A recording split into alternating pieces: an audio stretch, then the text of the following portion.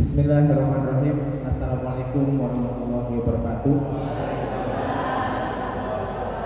Yang saya hormati Bu Menda dari Kecamatan, Pak Kuwu, Mas Ari, Pak Babin, Pak Sartono, rekan PPL serta rekan POPT, serta Bapak Ibu petani di Desa Gunasari. Izinkan dalam kesempatan ini saya akan menyampaikan rencana aksi perubahan yang merupakan kegiatan diklat saya selama kurang lebih 1 bulan yang dilaksanakan oleh BKPSDM, dan ini akan disampaikan hasilnya, yaitu tentang pestisida nabati, gitu ya.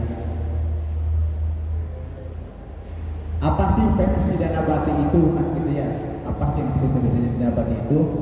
Jadi senyawa kimia yang berasal dari tumbuhan yang digunakan untuk memberantas organisme pengganggu tanaman berupa hama dan penyakit tumbuhan maupun tumbuhan pengganggu.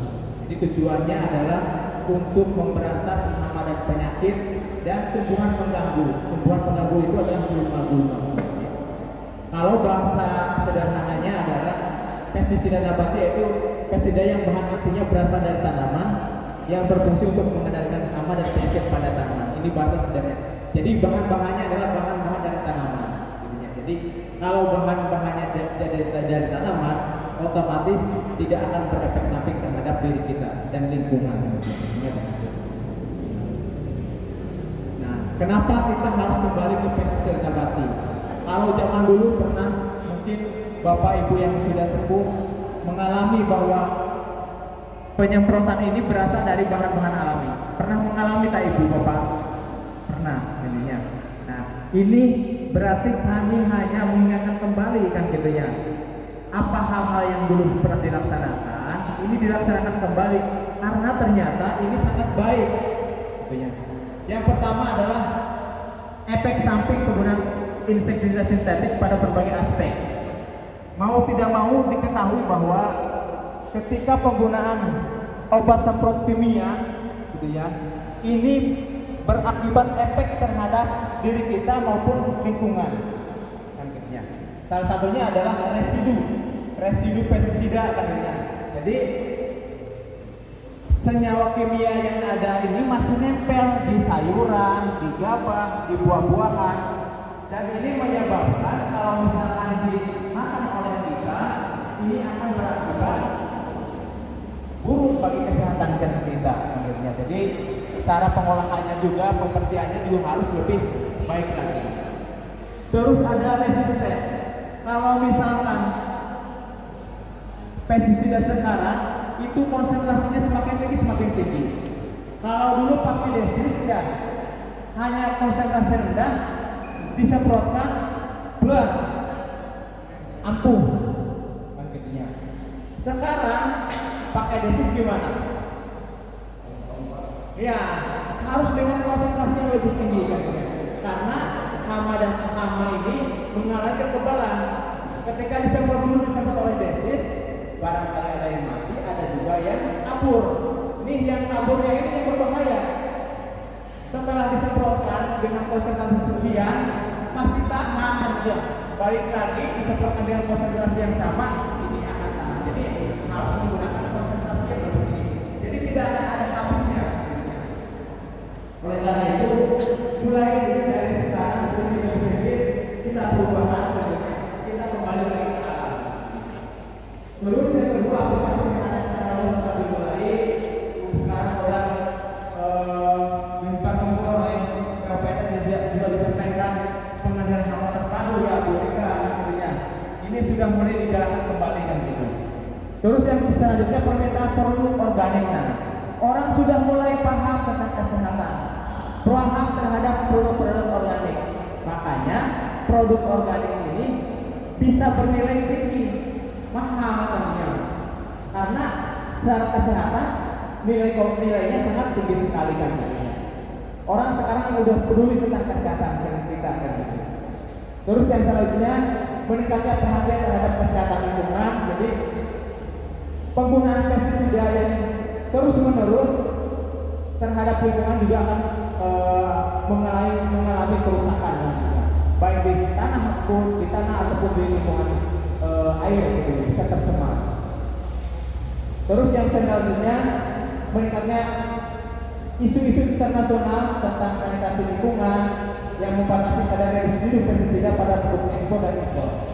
Nah, banyak berita-berita gitu ya yang menyebabkan kenapa produk kita tidak bisa diekspor.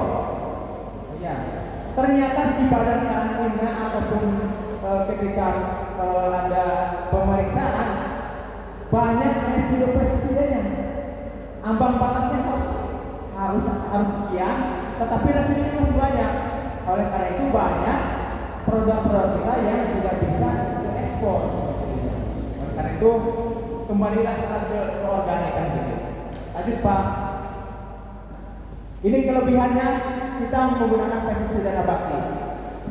Mudah terurai di alam, tidak mencemari lingkungan, terus murah dan mudah dibuat oleh petani karena bahan-bahannya yang ada di sekitar kita. Terus aman bagi manusia dan organisme bukan sasaran sehingga menjaga keseimbangan ekosistem. Beda dengan yang kimia, ada garakan ya. Seperti kalau tadi Bapak yang sudah menggunakan buradan, itu yang ada di tanah semua yang menguntungkan ataupun yang merugikan semua garakan kami semua. Kalau memakai pestisida kimia ini hanya upaya yang ditujunya saja.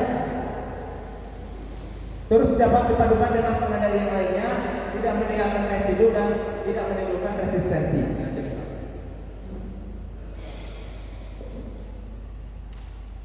Nah, ada kelebihan, tentunya ada kekurangan. Bawang putih 10 siung, deterjen, air 20 liter untuk warna coklat, ini untuk pengendalian warna coklat.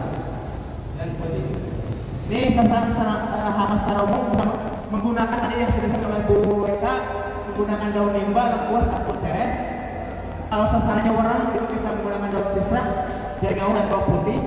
Kalau sasarannya adalah belalang dan ulat, menggeret batang kan gitu ya, ataupun yang lainnya, putih palsu kan gitu.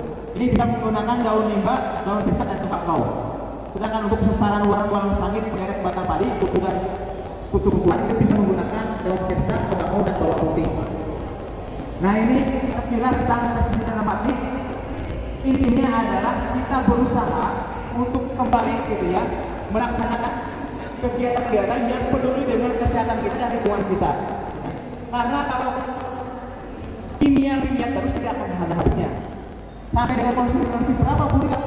20 sampai 30 tahun ke depan kalau misalkan sekarang terus-terusan memakai kimia. Gitu-gitunya.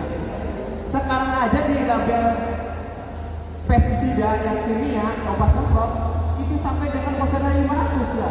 Udah ada 500, ada yang 600. Padahal kan konsentrasinya sudah semakin tinggi. Kalau dulu kan cuma 25, 50 coba titenan di dalam botol. Oleh karena itu kembali ya aksi perubahan ini supaya kita kembali peduli dengan lingkungan kita dan diri kita sendiri secara kesehatan. Terima kasih atas kesempatannya. Assalamualaikum warahmatullahi wabarakatuh.